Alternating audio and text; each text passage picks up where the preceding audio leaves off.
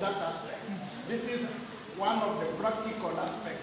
I realize it is difficult to help students here to maybe to enjoy the Sabbath day, to keep on studying Bible. But this is not my question. It's just one of what I realize the difficulty here for students. But the question is this: how do you help us as students? Because I don't know if it's true for all levels, but for us sometimes we have so many assignments.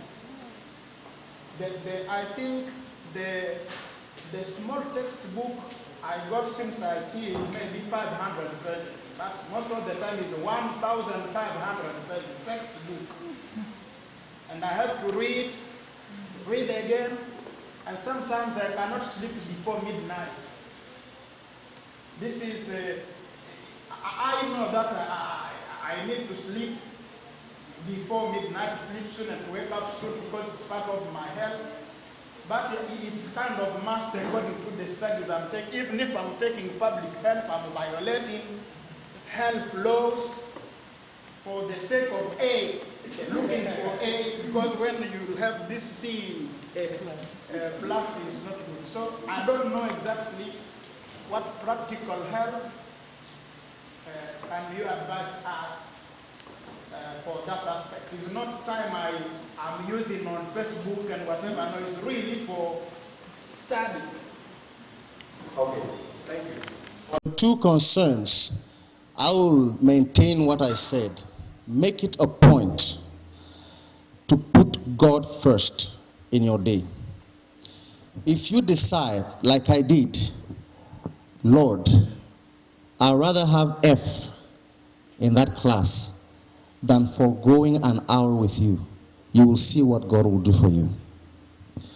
I am also telling you from experience that, I don't know how to say it, but when you are blessed of God, all these things become petty things. Let me tell you some of the things that happened to me. IS is tough. Not because the school is, the studies are so difficult, because of the load, the workload. God made it in a way that I have friends who went to IS. One of them is Patrick. Maybe you know him, Pastor Patrick. He is a brilliant scholar. He knows the thing better than I do. But he knows the way in IS. So there is what we call, for example, comprehensive for PhD students. I don't know if you have it here. They give you 6 months. You prepare 6 topics. And each topic has at least 20 books. And after 6 months, you come, you take 1 topic per week for 6 weeks. So for 1 topic, you read at least 20 books. What Patrick told me when I came, I know I'll have to face comprehensive, but he gave me advice. He told me, you know, Christian, when your time for comprehensive comes, don't think that you have to read all the 20 books. Comprehensive is not memory. It is about giving out what you have understood. And if you organize your ideas well, you won't have problem. What am I driving at? When you are in tune with God, God will even lead you into the reading. There are most of the A's that I have are not A's because I've read all the stuff, but because the Lord is guiding me in my studies. Are we together? So, me, I pray when I go to the library. I sit down, I pray. Sometimes, I'm telling you, I'll be reading something.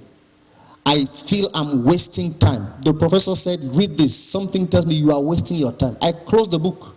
I go and sleep. When I go and reach the class in the morning, we won't have exam this morning. Oh. And I just praise God in my heart. That is what it means, being in tune with God. These are things that sometimes human beings or the devil can put on our way to give us reasons not to. But if you make God first, you will see that all these things will just vanish and become so petty. Sometimes, like I just took a course, intensive summer course at IAS. You are not doing school yet. 8 to 12 every day. You are in a class, one professor, and every morning quiz, reading reports 2. So when you go back at 12, you are already tired.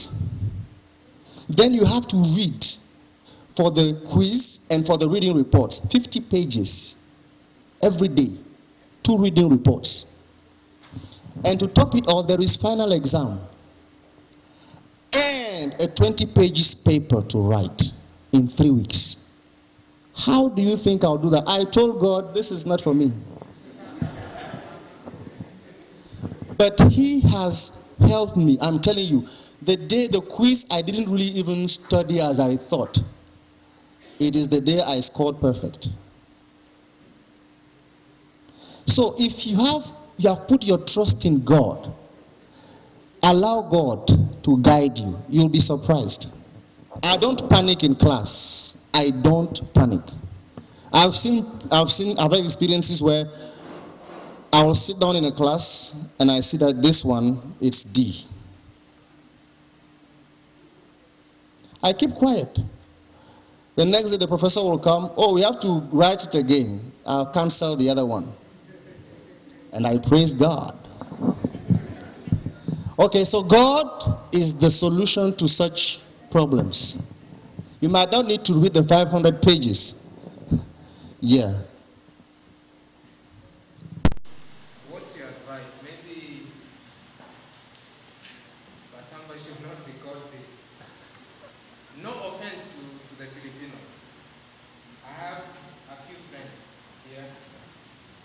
I've observed they don't come to PIC during midweek and during Vesper. So I approached some of them and I asked, why is it when you have African worship, you're always there? But for PIC, you don't come.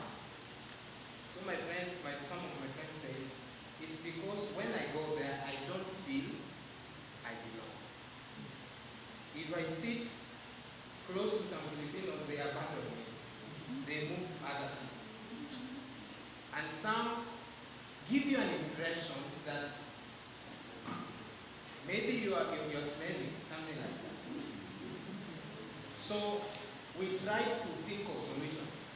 Then this friend of mine said, I rather stay in my room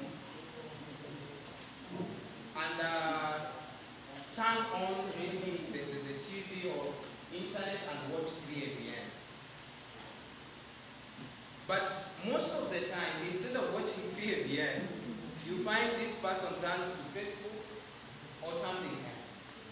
And so I feel it's a concern. So what's your advice? It is something that I have come across myself and I experience every day. But thank God, not at IAS. One of the greatest challenge, I don't apologize to Filipinos for that. Not because I disrespect, but that's the way it is. And it's a challenge for me. My greatest challenge in the Philippines is to walk out of IAS. And you know why. When you are in the jeepney, it is difficult, but not all of them are like that in the first place. I have called it is racism, but racism, most of it is ignorance. First of all, it is not mild racism. I think Winalfred is sitting here as a testimony that not all of them are like that.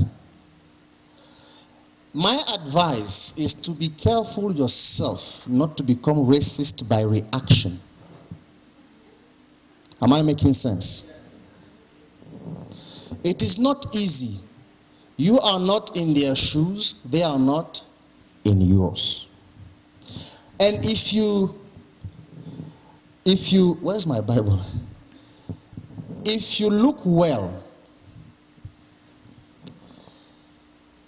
When you're back in your country, how do you treat foreigners?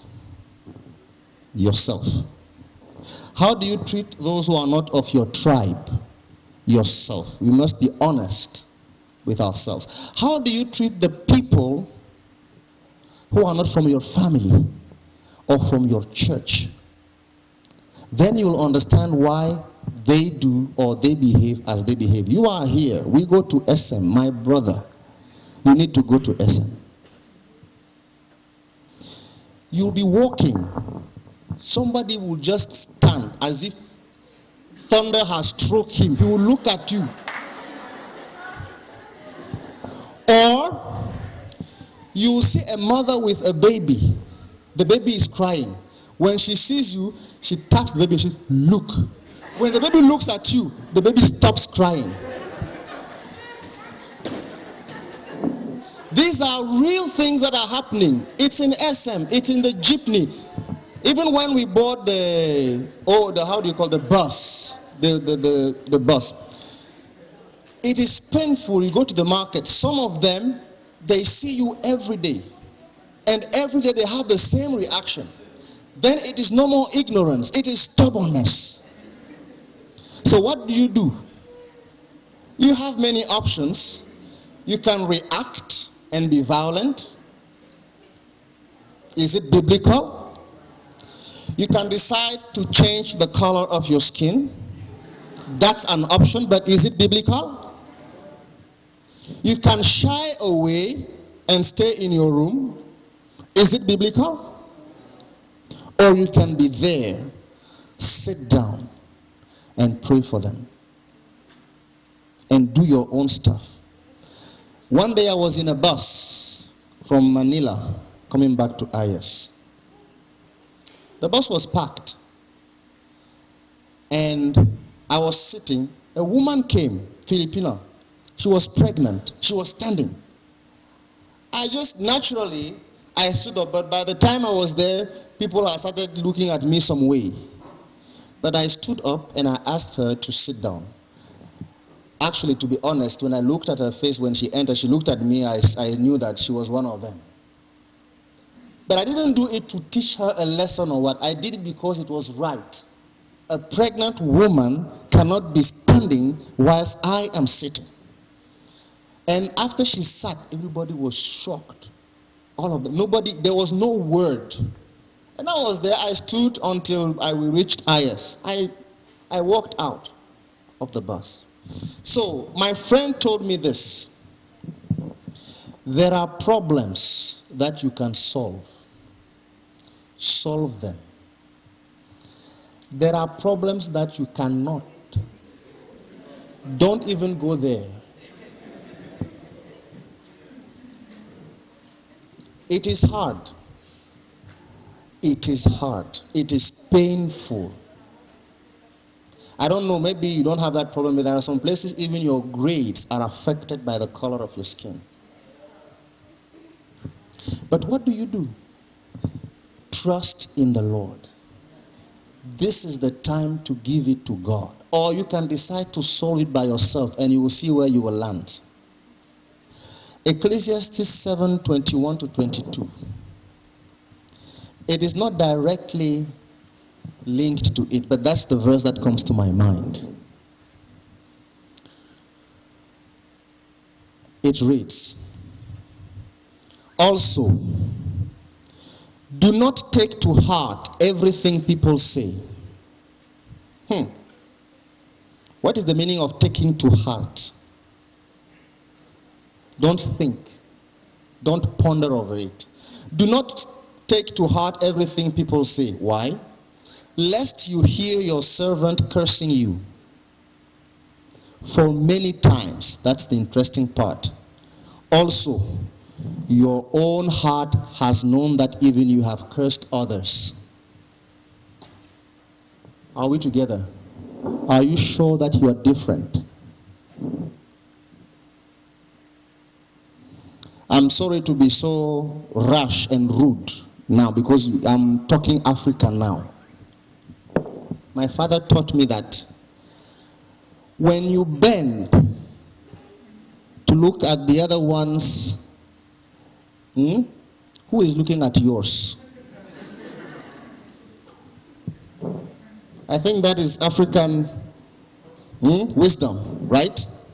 So please, my advice is to go for God, to go for prayer, not to allow it to destroy your faith, not to allow it to direct your relationship with God, but ask God for a solution. I'm telling you, the day I was in the bus, I was praying to God, give me a solution, and He gave it to me.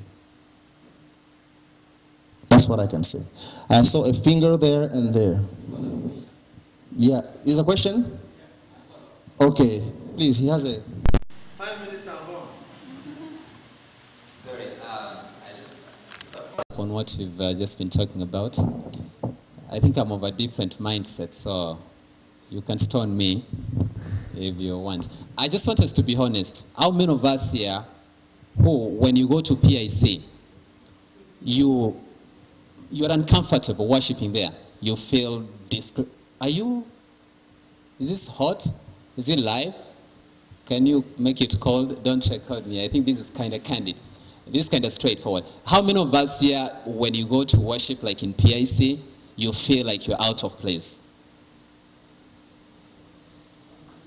Is there anybody here who was woken up one Sabbath morning and they just think twice and they're like, PIC again? So you just take a shower and you sit and start having Bible study in your room. Just to be honest. Is there anybody? There is one. There is one, Sister Lynette there. I won't, of course, I cannot argue against her because I know this is very personal. But I was just wondering, how about we do it like this way? It is their problem.